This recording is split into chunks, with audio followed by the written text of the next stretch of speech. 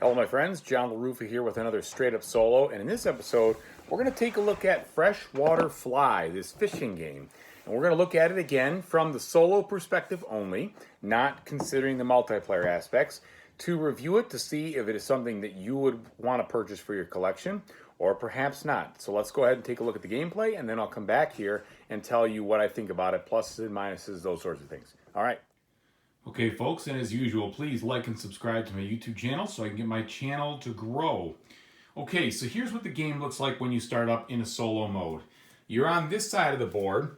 And this side of the board, you'll notice is the solo side because it has some specific icons up here that don't belong on the other side. Plus, there are no pre-printed rocks on the board. You actually put the rock cards, where they tell you to in the scenario, okay? Now, what you have on this board is you have this stream of fish full of opportunities for you to catch them. You have these spawn tokens down here, which means that basically these are the kinds of bait or fly that you need to catch a fish in that region.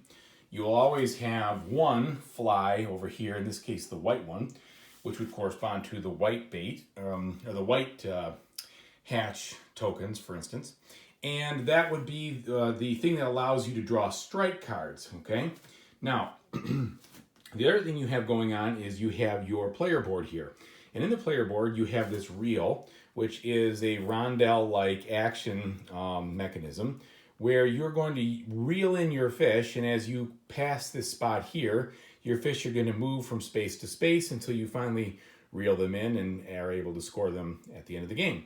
You'll also do that to capture some of these hatch tokens, which will be used for end game scoring and for other things. And you'll also see pre-printed on this board a list of goals or things that you do to score at the end of the game, and this little area for finesse. And these little finesse actions in these categories here allow you to do certain things depending on how much finesse you have. And finally, you'll have some of these bonus tokens up here. I'm starting the second game in my campaign of seven-day fishing tournament. And I've only unlocked one, so I only use one. And then finally, you'll have this big, huge wooden dowel here that is either used for some friendly punching, no, just kidding, or marking which fish you're trying to catch. Okay, so that's about the size of it. Now, the other thing I want to show you, and there's some dice here, which is the dice drafting mechanism primary in this game. What I want to show you, though, also, and this is really important for the solo mode, is that on the solo game, you go on this solo adventure, okay? And this adventure, I think, is really key in making this solo experience fun. And so what it does is, it basically tells you how to play against the solo mode, no surprise there. And I'll show you that, but it also gives you a 7-day fishing adventure over here. And the goal of this is to beat the silent angler, who is our solo opponent, in 4 different spots within 7 days. And if you don't beat him in all those spots before the end of the 7th day, then you lose. And if you do, you win. And as you finish your fishing expeditions, you get to write down what you've done here. So the number of these types of fish you've caught, these categories, if you've caught the big ones, for your bonus hatch tiles that we talked about. Those are the hatch tokens, pardon me, which are the spawn tokens I was saying there earlier. It's really hatch tokens. And when you get those goals completed, you will underline the star, and when you spend the star, you will fill it in, but you're able to spend it on all these different upgrades, okay? And the upgrades allow you to have more momentum tiles, extra finesse at the start, how many rocks you can put in these rock spaces to claim, that will give you bonus cards and extra things. If you want to change to the new rod, which gives you different ways to score, some skill cards, and fishing bonus, etc. So you do all these different things here, which will help you score better in subsequent games, making it possible for you to deal with the angler as he gets stronger and stronger from part of the stream to part of the stream. Okay, so I think that is really important and a very, very, very cool thing they did for this game. And I'll talk about more of what I think, when we get to the end. But let's go ahead and let's take a look at the gameplay proper so you can see what the loop looks like. Okay, so to begin play, you are going to figure out first how many dice you're going to roll by looking at this back tile over here. And it says 5, so I'm going to roll 5 dice, right? And these are the dice that are now going to be available to draft, okay? Now, the way it works is you pick the first 3 dice, and then the silent angler will use however many are left over. In the first round, that's 5, but in most other rounds, it's going to be 4, and I'll show you how that goes as we go. There's 3 actions you can do for main actions. You can go ahead and cast into the river to try to catch a fish. You can reel the fish, or you can do neither of those and just choose a die, doesn't matter what number it is, and up your finesse. And sometimes you're going to want to do that to make your overall approach better. So let's go ahead and start by casting. You can't really do any reeling. I could do some bonus finesse to begin, but I'm not going to do that because I want to look at the cast situation first. And to figure out what you want to do, you want to look at these goals here. Okay, so you can tell I'm going to get extra points for all these different kinds of hatch tokens here, but the white are going to be worth 2. Well, I decided to start the game with a white lure. Also, I get extra points if I catch a brown fish or a brown type. And if I catch a dolly, a cutthroat, and a brook, I'll get 4 extra points when I have a set of those 3. Finally, at the end of the game, if I have 5 different color hatch tokens, I will get 5 points. So that is going to guide me on what I want to do. Plus, each of these fish are worth a certain number of points, but we don't know exactly what they're worth while they're in the bed. Okay, you only know when you see the size of them when you catch it, which I think is kind of thematic and pretty cool. It keeps the game from being obvious and deterministic. The other thing you have at the end of the game is you are going to score for these kinds of things, you and the silent angler. So I'm going to get 1 point for every gray one of those hatch tiles, or hatch tokens, pardon me. I'm going to get 3 points for each set of the different types of fish I get. So you can see there's different types. There's the plus, the, I don't know which one to say, hourglass, and then the diamond. And for each 3 of those you get 3 points. Plus, the game ends when someone catches the 7th fish. If that is you, then you get the plus 2 points, and the person who gets the most coho at the end of the game will get a bonus 6 points. So let's go ahead and choose to start here. So I have a white casting fly, and so I could choose a 2, a 5, or a 6 to correspond with where I want to start casting. Well, in this case, I'm going to choose the 5. Now, the way the cast works is you choose the die you want to use, you pick your fish, all right, which I'm going to pick this one, and then you look to see, does my fly match any of the hatch tokens? If it does, you draw 1 from this strike deck. If it does not, then you have to drift. And so it does not here, so I'm going to drift down 1, and when I drift, I can move to either here, here, here, any place orthogonal or diagonal, but I have to drift down the river to the left. Now, remember, I said I score a lot of points for the coho, so I might as well try to get this coho right here. I'm going to place it here. I do have a white versus a white, but now that I've drifted once, I actually get to draw 2 cards instead of 1. And so let's see what I get. The first one is basically a miss. I didn't get any hits. The second one, it is a miss, so I have not gotten anything there. So now I can drift again. I can either go to a brown or the rock. Now the rock wouldn't help me out any bit because it would just be done, my turn would be over. So I'm going to go ahead and drift to the brown. And now I draw 2 again because I have the white, and it's now the second drift, so I get 2 more. And I guarantee at this point that I'm going to get it because 1 in 4 chance you hit the fish. So I have landed my fish. I pick up the brown, I flip it over, and I see, okay, it's a 5-pointer. That's not bad. And it goes over here, so it's going to be fighting. It's a big fish, so it's going to take me longer to reel it in. Now, there is a drag amount over here, which is him fighting back against me. And I'll show you how that mechanic works in just a minute. But after I've caught the fish, I also, if I catch it next to a rock, I can choose one of these rocks and pick it up as a bonus. So I'm going to go ahead and pick this one up as a bonus. And this says, at the end of the game, if I'm playing in a situation where I'm the one player, I think, I get to reel in a fish that is for 3 things at the very end. So I think that's what it says. I don't remember the specifics, but something like basically at the end of the game, I get 3 final reels. Otherwise, I would not get anything for fish that were out there.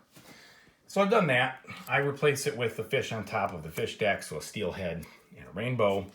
And that first draft is over. Now I can pick another set of dice here and see what I want to do with it. Well, in this case, I'm going to demonstrate how this, oh, by the way, when I picked that, I should have grabbed this white hatch tile and put it right there, or hatch token. Now, I have these dice to choose from, and you're going to say, well, why wouldn't you just grab the 6 and go as far as you can? Well, I will, except the issue is I'm going to have some drag from this guy right here. So what you do is, if you want to reel in, you would choose a die and you take these two. This minus that equals the number of turns you do on your reel. In this case, I could do one of two things. I could turn it 6 minus 1 is 5, spin it all the way around here and move him back 1. Or I could decide to choose the 2 die first and use my special drag tile to kind of like basically to nullify his pull on me. But because I have 3 dice and because his pull is only 1, and I've already used one of my die, I'm going to skip that whole encounter. I'm just going to go ahead and I'm going to take the 6 minus 1 is 5 and move 1, 2, 3, 4, 5. So he went all the way around. When I go all the way around, I will move this fish down 1 more. Now I have 1 more die to choose. Okay? And I can choose either the 2 or the 5. So let me go ahead and choose the 5 as my third one. 5 minus 1 is 4. So it's going to go 1, 2, 3, 4. Now if I go in this spot and I look at the fish, if the fish is this type, which it is, I have to slide my reel back 1. And that's okay because I want the finesse. So I slide it back and I gain a finesse point. Now what can I do with that finesse point? On any turn, if I have 1 point, I can modify a die plus or minus 1. I can move a hatch token up or down from one spot in the stream, or I could draw another strike card, so that's good. If I have 2 or 3, I could spend 1. You always spend 1 to switch out my lure, my fly, as long as I don't have anybody on my line, obviously. And then if I have it up here, I can apply this drag tile to it automatically and stop the fish and slow it down. So those are very handy and necessary to make some pretty cool moves. The other thing that I could do on my moves or my turn besides using the finesse is if I had that bonus tile, I could use the bonus tile and I would put it back, flipping it over. So each bonus tile has 2 functions per game. And that's what I would be able to do. So my turn's done. I've used the 3. Now I have to go to the silent angler's turn. So here's a 5. So he's going to draw the 5. And he, every time, is going to fish from bottom to top and draw a single strike card.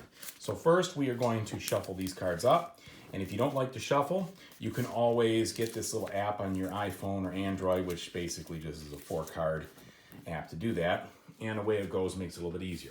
Okay, so let's see if he catches the fish. So that first one, he does not. So now he moves to the rainbow. Second one, he does. So he has caught the rainbow. And so we're going to give him the rainbow fish. We're going to flip it over. It's a 5. He never reels it in. He just has it. He scores those 5 points at the end of the game, and boom. It also will be things that he will use for his own angler goals, like I told you about, which are scenario specific. Now, we have another die. So because we have 1 more, we have to go ahead and put this in column 2.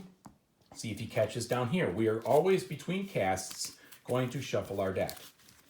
All right. So now we've shuffled. Let's see if he catches the cutthroat. No, he does not.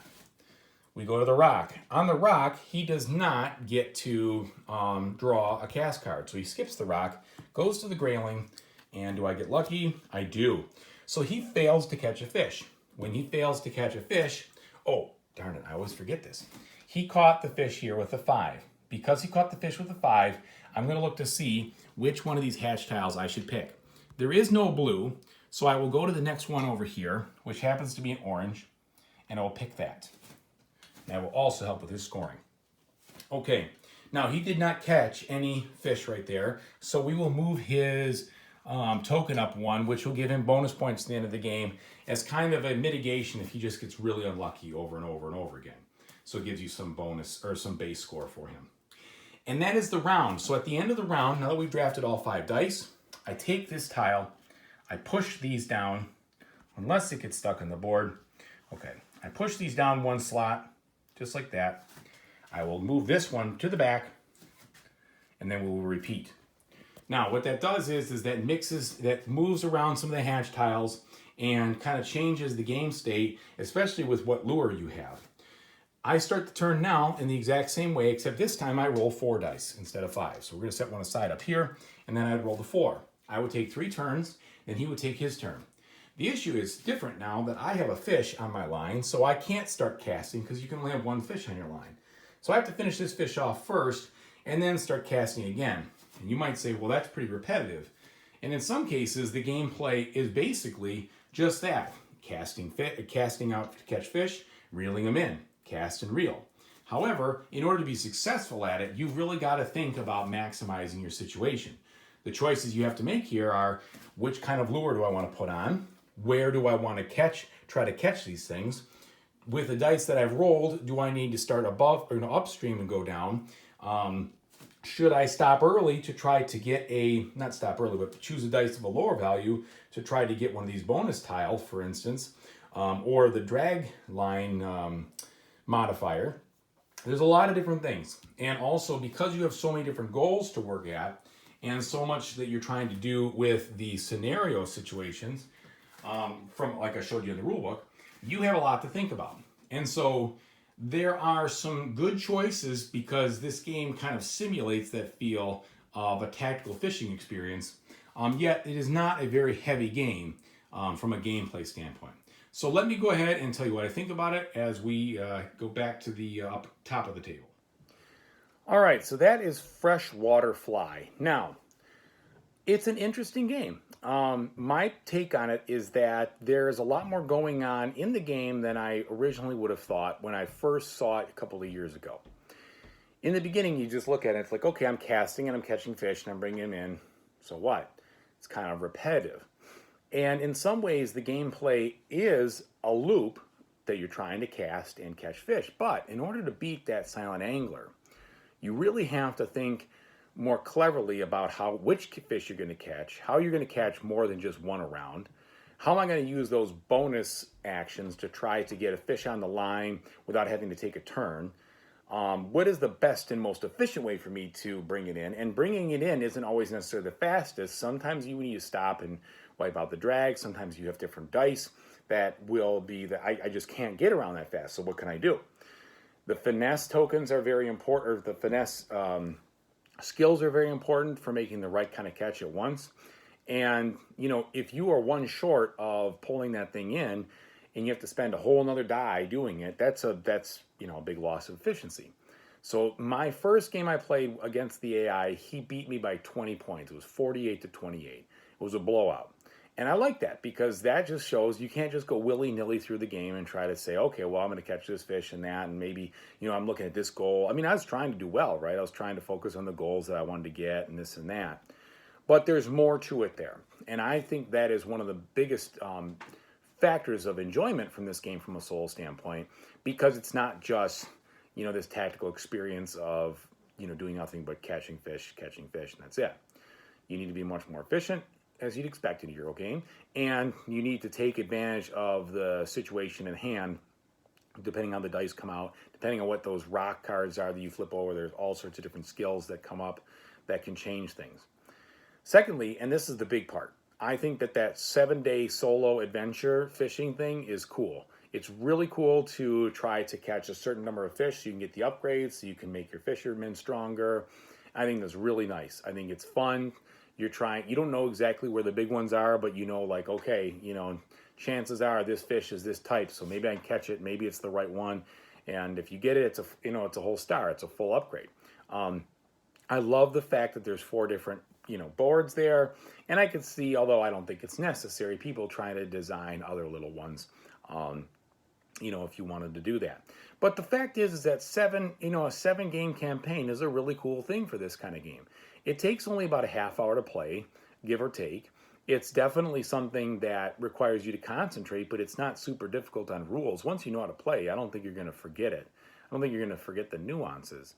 And there really wasn't a lot of rule lookup once I kind of got the idea of what I was doing. It wasn't like I was constantly having to go back and refer to this ability or that, or how does this play out. it's definitely a graspable game. So for those who are looking for an experience where you're going to be able to have that kind of quote unquote fishing simulation, and you have that log of I got these this time, I'm getting these next time, so you're kind of catching a roster of different fish, I think you're going to like this. I think there's a lot there to like. For those who really want, a higher complexity game or something not nearly as tactical but much more strategic, then this game may not be the one for you. I personally am enjoying the tactical experience. I like setting it up and going for a round of fishing, and I'm not a huge fisherman in real life, but this game, gives you enough of that kind of feel from a theme standpoint that the theme is interlaced well to the gameplay. And there's because you're trying to do different kinds of goals and different kinds of combos and things, it presents a nice, really good puzzle to solve. Since it's not beat your score, for those who don't like beat your score, you don't have to worry about that. You're dealing with an AI opponent who has, well, so far been pretty tough. And also, if you are looking to try to, solve a puzzle, then this is a great puzzle to solve. It's definitely not just a no-brainer, oh, I always go after this fish because that makes sense. No, it may not be easy to catch that fish. That fish might cost you more in the long run because it takes too long to reel in.